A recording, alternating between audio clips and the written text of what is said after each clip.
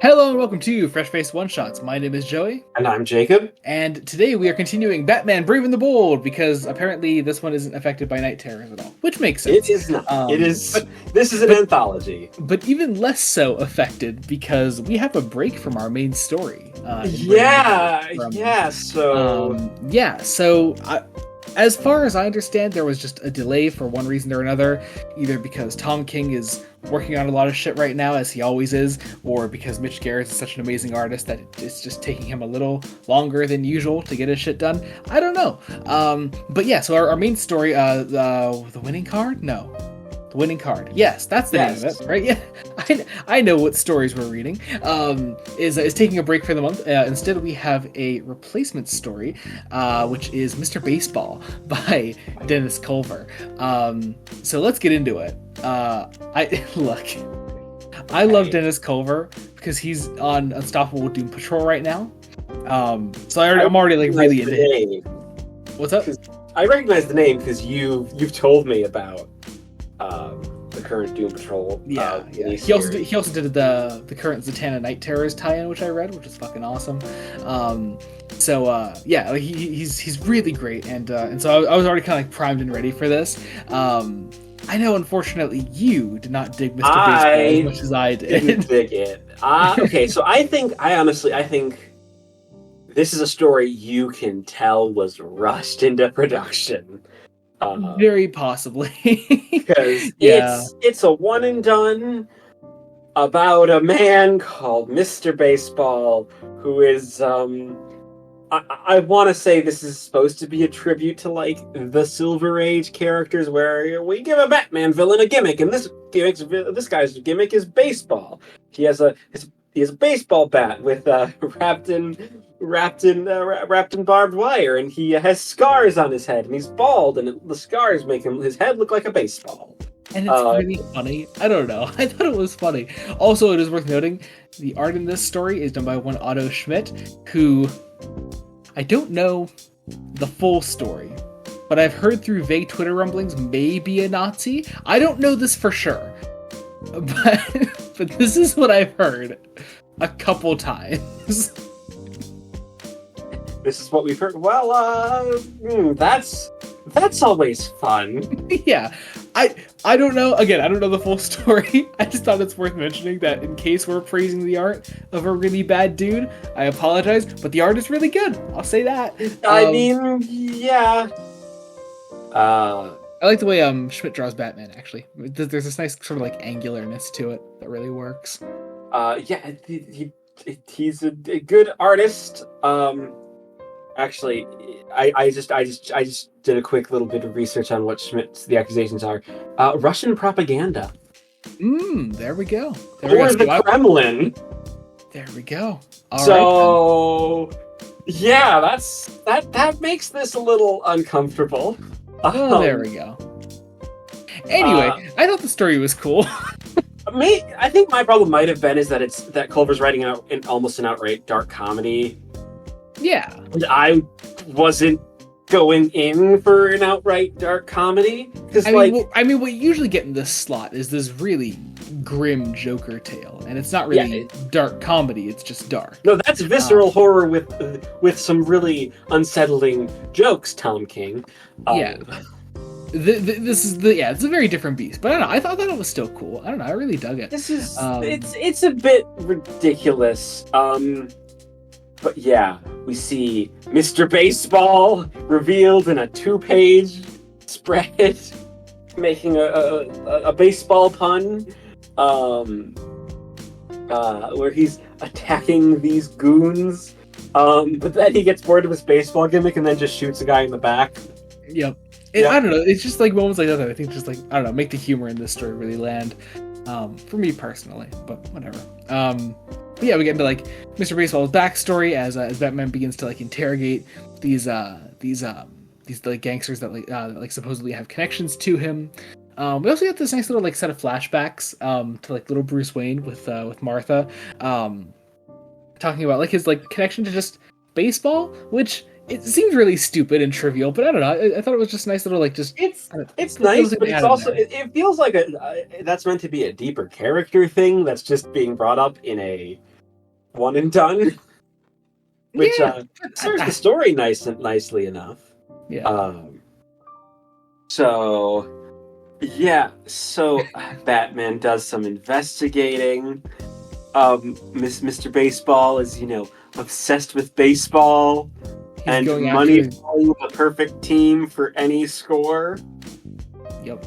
And he's going after this one gangster, Vito Grand, who is like I supposedly like the reason that Mr. Baseball looks the way he does, and so he's being protected by I forget there's some sort of familial connection with this other guy here. I forget what it is. I read this yesterday.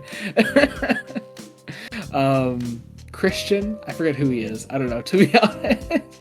Yeah, this is also just, this story is messy. There are also so many baseball puns. There are, and it's really funny. I don't know. I thought it was funny. I thought it was fun, and I think you just don't like fun, Jacob. You don't like fun? Is that it, Jacob? You don't like fun? I love fun. I love fun. This just, isn't my particular brand of fun. Which is odd. Also, it's breaking up a Tom King story that I was really into. I know. But don't take it out on the story. They literally couldn't do anything about it. I understand. I understand. I like the backstory too, that he just is dressed in these very non-threatening clothes, and he's just wearing a baseball cap with the red bandana over his face. And he starts running with his gang. Also, as this distraction, as he robs this bank, he's distracting Batman and Robin with the rat catcher, which I find really funny. Which I don't know. I like to read that aspect of the story. I kind of wish that it was more about this flashback than it was about the main story. Yeah, I'm also trying to figure out which Robin this is supposed to be. They don't set a specific time period the story takes place in, do they? Here's the thing, okay, it doesn't. My guess is either Dick or Damian.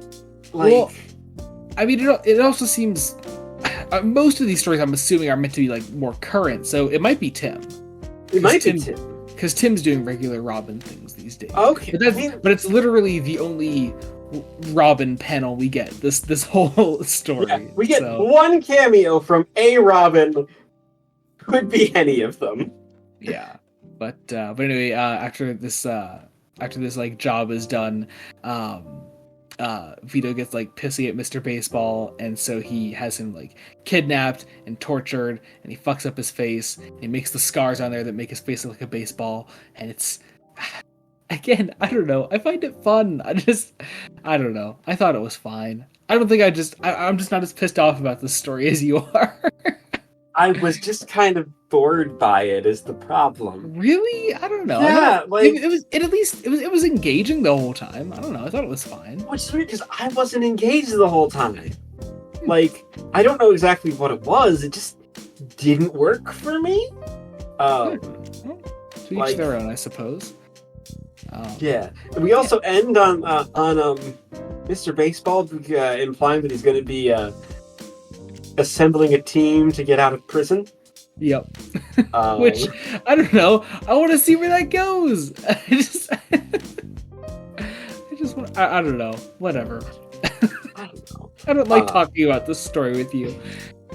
It wasn't. Look, you can love it all you want. It just didn't. I don't. Here's the thing. I love it. I just thought it was fine. It was a fine time. I had a good time with it. Whatever.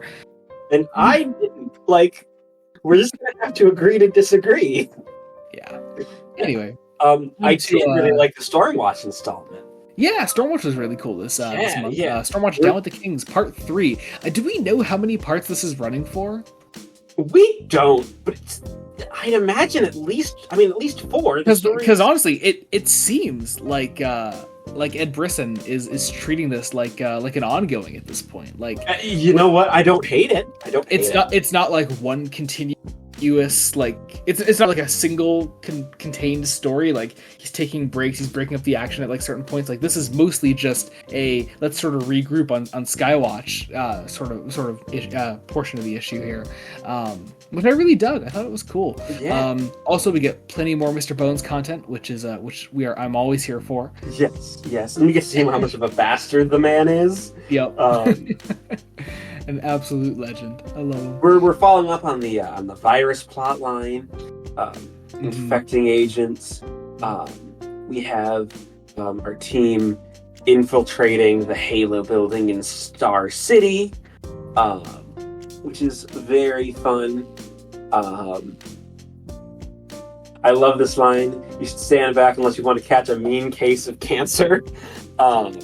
As we go through the vault, we're installing this device. The team gets discovered, and we have our supervillain Malware, who I'm guessing this feels like a Wildstorm villain, right?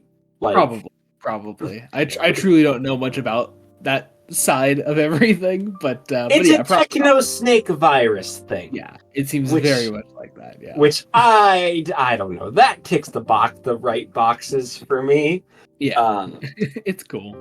We also sort of like delve into what the formation of this version of Stormwatch could mean for some things in maybe the larger DC universe currently. We start asking questions like who's really behind Stormwatch. Like there are things for like it gets caught out that like there's like you're only interested in like Malware because it can corrupt Cyborg. You've got the Dead Sea Blade and the Darkness Engine on board for Aquaman and Supes. These are dangerous weapons and they need to be taken off the board. Which is what Dr. Bones says, and it's just like it looks like we're almost like planning to take down the Justice League, but right now the Justice League doesn't exist. So what is going on here is sort of the question that we pose, and I find that really fascinating. I can't wait to see where that goes. I love that. So. Yeah. Yes. Also, I'm wondering if I don't know. I think is this looking like it's leading into Night Terrors, like whatever. That's what I thought, right? Yeah. So here's the thing, because in the Ravager tie-in, which also is by Ed Brisson, she's off on her own. Like it looks like because she leaves the team temporarily here at the end of this portion of the story, and it looks like that could be like where her Night Terrors tie-in is taking place currently. So I'm wondering if this like purple mist that shows up here at the end of the story is tying into Night Terrors at large, or it could be a totally separate thing. But I'm betting Night Terrors. Yeah, it wouldn't surprise me. Yeah, necessarily. Because it's a very, very interesting idea. I think Ravager is probably the most interesting character with depth that we have. Yeah, I did read the first issue of her tie-in so far. And, is it good? Yeah, it was pretty good actually. Yeah, pretty simple for the Night Terrors concept, but it was fine. Yeah, I dug it. But yeah, I guess does that about do this portion of the story? Oh, also, there's an editor's note telling me to read Wildcats again. I know I need to read Wildcats. I've been really interested in it, but I haven't had time. Anyway. I haven't had time. You've been reading a lot of stuff. I have been reading a lot of stuff, but because Dawn of DC has been great, and there's just too much to read. Go read more Dawn of DC things, people, please. Anyway. Yeah. But I mean, we end with this, with I'm guessing it's Insomnia. Like, yeah, it looks like it. Yeah, with the whole tagline of "Welcome to your nightmare." Like, I'm guessing that's got to be it. Like, and I mean, there's one more month of Night Terrors. The month of August. We still have Brave and the Bold issue coming out next month. So, yeah, it could be happening. It could be that, which would be great. Yeah. Anyway, let's move on to our Superman story for the issue. The final part of the Order of the Black Lamp, which is so good, and I don't know. I loved this story. It was really simple, but I really loved it. I don't know. I thought it was really nice. I think you're reflecting on all three parts, because this is the first one of our multi-part stories for this series that's actually concluded. And I think Cantwell did a really, really good thing. Like, yeah. Oh, totally. Sets up an over-the-top villain, explores Superman as a character, and Clark just as a person really well. Hop Harrigan is so much fun. I loved Hop Harrigan. Like, also, what a name, Hop Harrigan. We have this immortal, like, comic magazine serial hero that Clark read as a kid, part of the Order of the Black Lamp, who has forgotten his life and his prisoner. We have our villain revealed here to be Dr. Anthelmy, who is in charge of the Order of the Black Lamp. And he is certainly got a design. Oh, I love it. It looks like you could do it on like 60s TV, you know? Like you could put this guy together like completely comic accurate on screen in the 60s. Yeah, and like his lackeys look like mushrooms. I love it. But a lot of it is let's explore Superman. Let's still have Superman save the day. And then Hop saves Superman with his magic ring, taking out a plane, and then realizing that he forgot how to fly a plane, and causing him to crash into the ocean as Clark has already left behind his notebook that he was writing this whole story in. And we end the story back at the Daily Planet with Clark maybe not remembering what's happened. Yeah. Which is interesting, because it gives us the end, but it's a question mark. Yeah. Yeah. So I don't know if that means we're gonna see this happen, you know. Yeah. I'm not sure if, like if there are any plans for this story or the Cantwell on Superman like outside of this story, but I don't know. If there aren't, I'm fine either way. I would like to see more, but I don't know. I kind of like what this story did on its own, and it was a very, very fun one. I don't know. Yes. I liked it. Yeah. So yeah, let's get to our black and white story for the issue. This is All Things Considered by Colin Kelly and Jackson Lansing. It's also possibly called City of Monsters. Which I don't know why they've been doing that. Because this is the second story now. That the title has been totally different when you actually get to the story. That's not on the title page there at the start. I also noticed on Twitter, the artist was not happy with the way that the art appears in print. Oh, really? Yeah. So we're reading from digital copies. Yeah. But it's very, very possible that there's some extreme darkening on the print copy. Well, that's a shame. Because it looks fucking gorgeous. Like, yeah, this is a gorgeous. Like, yeah. I would love to see like a full Elseworlds issue of this universe. Yeah, like, it's a lot like the first one from the first issue with the Dan Mora one. Yeah, I would really like to see more of this world expanded because it's this really weird gothic. I mean, as if Batman isn't gothic enough to begin with, but gothic supernatural horror story. Yeah, where our main villain is Man Bat, this really like demonic. Winged, obviously. Demonic winged vampire Man Bat. Yeah, and it's supposed to be Man Bat. It's Kirk Langstrom, and he has like these little like bat demons with him, and it's just I don't know, vampire ghouls. Yeah, I love it. It's cool. It's implied that this version of Batman's parents were turned into vampires and monsters. There's a Wesley Dodds cameo, I think, for like, and there's such a badass Batmobile design that I fucking love. Oh my god, it's so cool. And, I love the black and white stories just in general. How much they're so cool. Really, they're really tightly like. Let's explore just this one idea in 8 pages because that's all we got. Yeah. And then I love this last page here on the black and white story where we get a look at like what other characters and villains of this Batman universe could look like. The Scarecrow, Poison Ivy, Black Mask, and my god, this fucking Gollum looking Joker terrifies me and I want to see it. I want to see more of this. It looks so good, and I don't know. I would just love to see more of this world.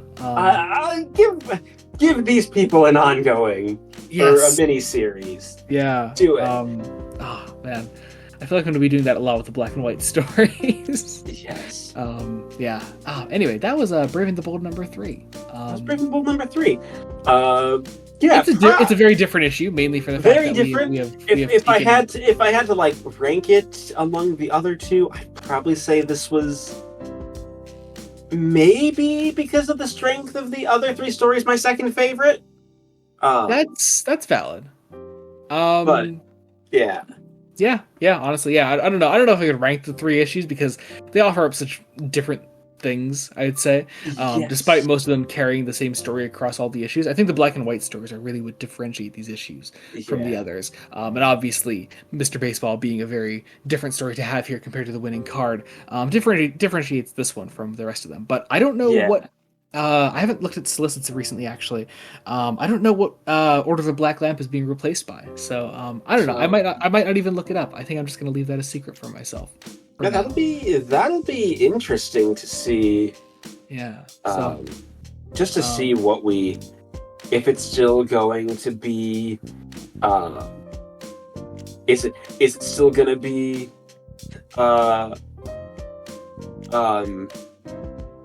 Christopher Cage? Well, it's going to be somebody else. Who knows? Yeah.